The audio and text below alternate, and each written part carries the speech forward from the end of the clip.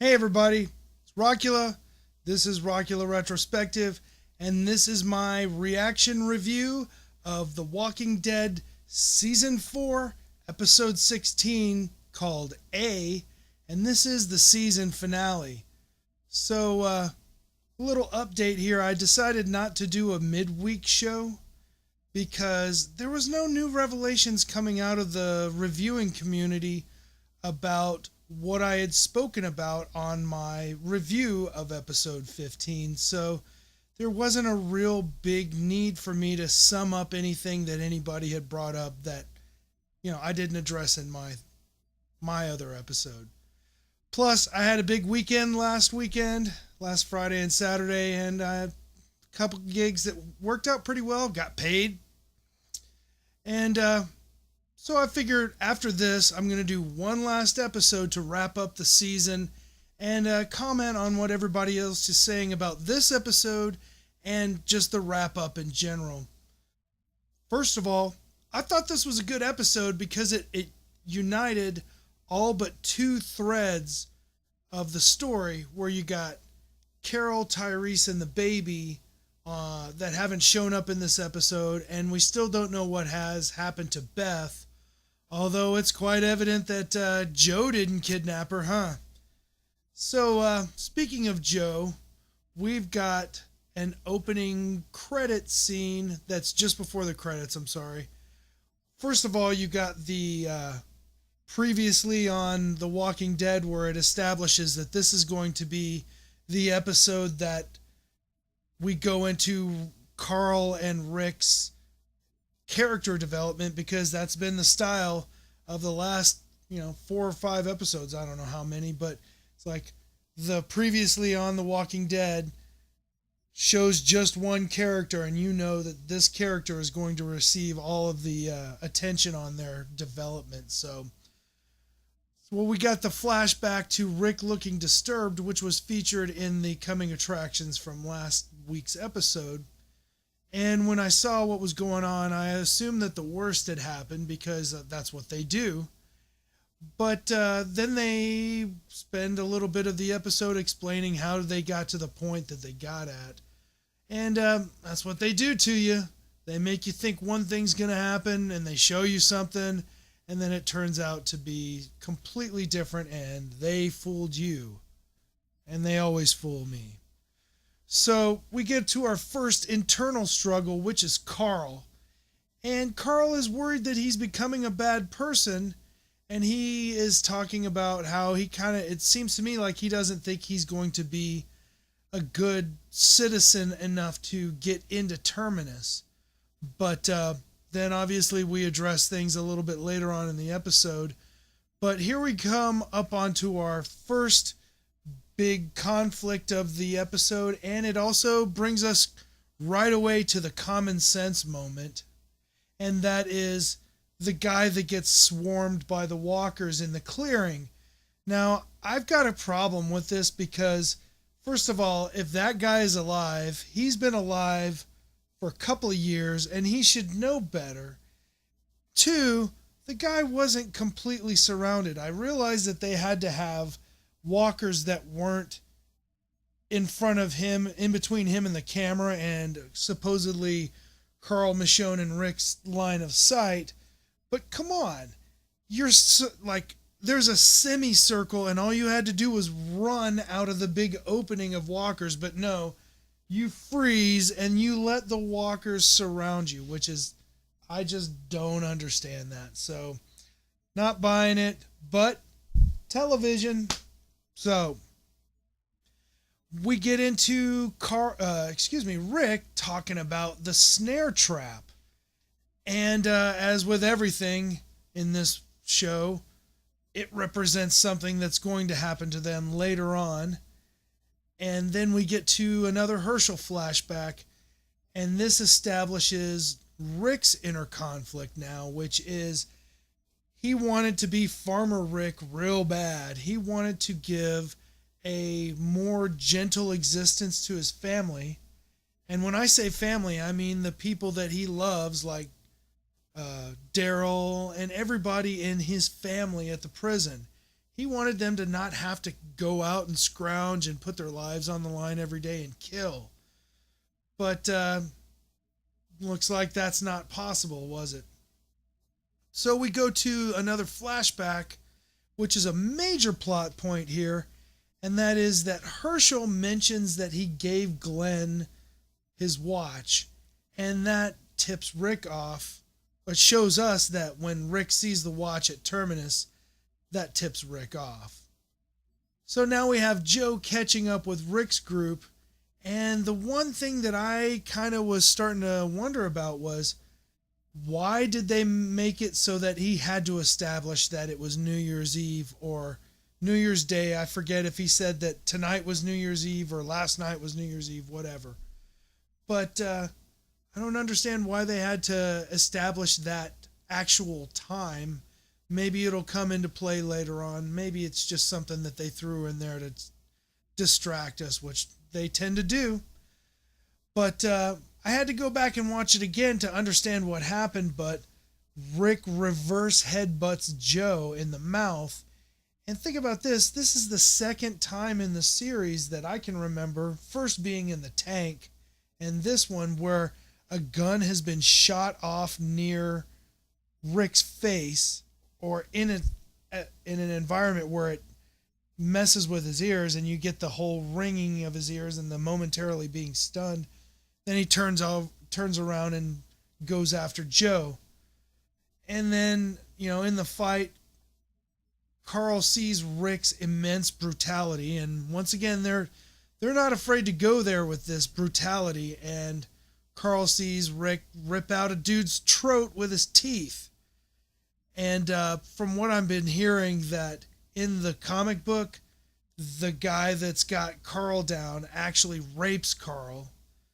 And I guess this establishes a line that TV will show us a girl getting executed, but they won't show a teenage boy getting raped.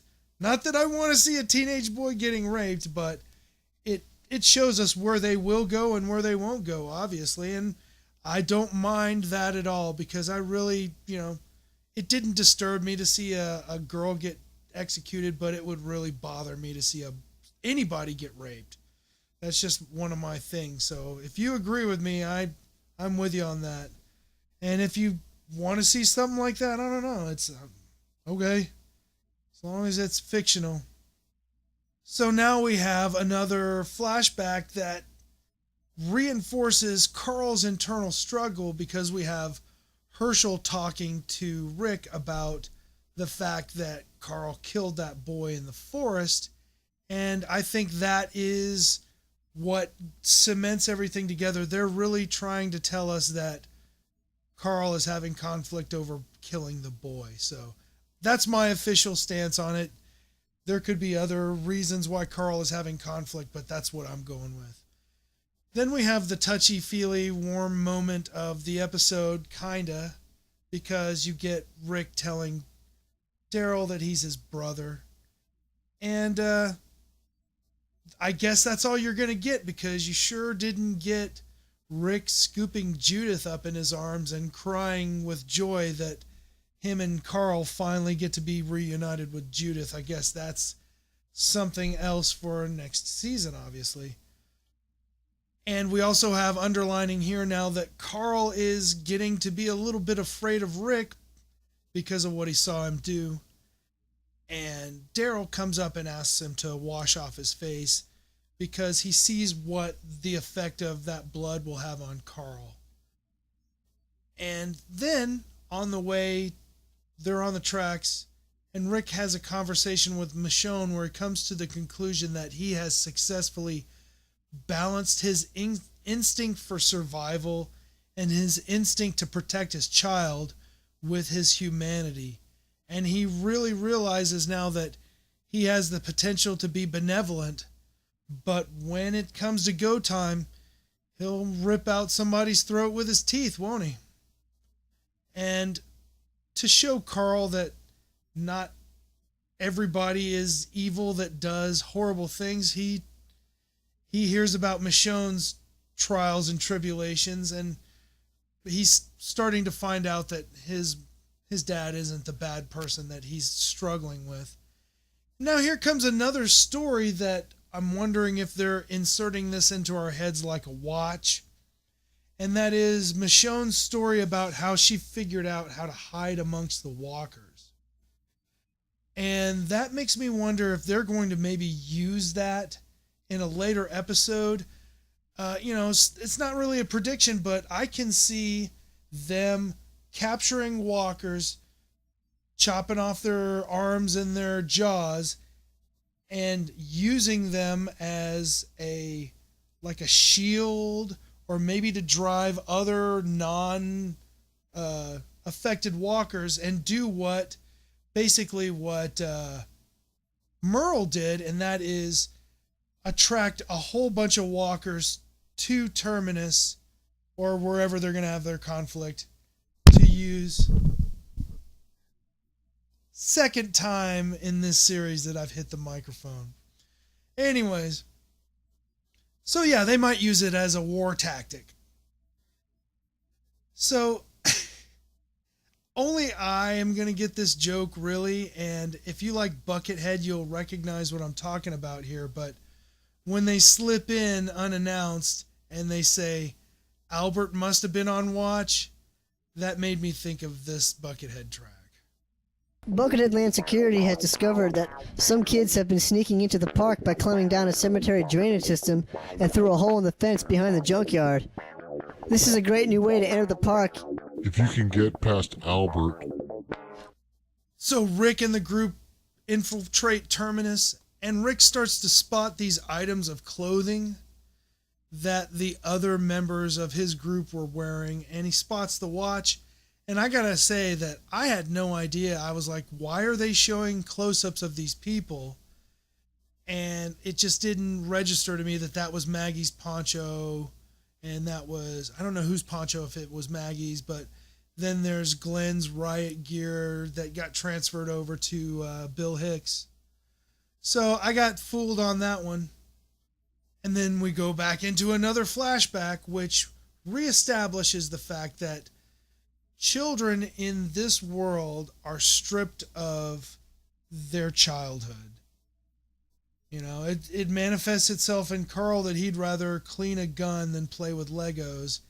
And of course, the kid that died would have rather played with Legos than guns, but he didn't die from not knowing how to operate a gun. So it's a juxtaposition there. So when Rick gets the drop on one of the guys at Terminus and they start to escape, I was a bit confused at first, and some of the initial reviews that I've seen have also been a tad bit confused at first, because I think everybody that watched that show said at the same time, what a lousy shot. But it seems that they're leading them down a path. Here we go again. What I was talking about before with Rick and the snare trap. They are guiding Rick and his group down a path into a snare. So that's the foreshadowing of why Rick explained the snare trap. And you look at that one quarter that they go through, and the whole thing is just completely charred and riddled with bullets. So it's not really like these people, this is the first time they've done it to somebody. And obviously they're not too worried about letting Rick and company keep their weapons, so that puts them at a little bit more of at ease. But obviously Rick, the police officer, figured it out. So I'm going to leave it here for right now, because I'm going to, like I said, I'm going to do one more wrap up for The Walking Dead end of the season. But I want to bring up one more observation for you, and that people are trying to figure out. Initially, so far, people have been saying they don't understand why it's called A. But if you get a chance to go back and look at the episode again, at the very end, when you see that they're being led to that railroad car where they meet Maggie and everybody, Glenn and all those people, there's a big capital A stenciled on the upper right corner of that railroad car. So let's see what everybody says about what's happening with Carol and Tyrese and what's happening with Beth. And I'll look around and see if anybody brought up any new ideas that I haven't discussed yet. So come back and see me. Please subscribe, like what you see, comment, tell me what you think about my theories, and I'll see you for the final wrap-ups of Season 4 of The Walking Dead. My name is Rockula, and this is Rockula Retrospective.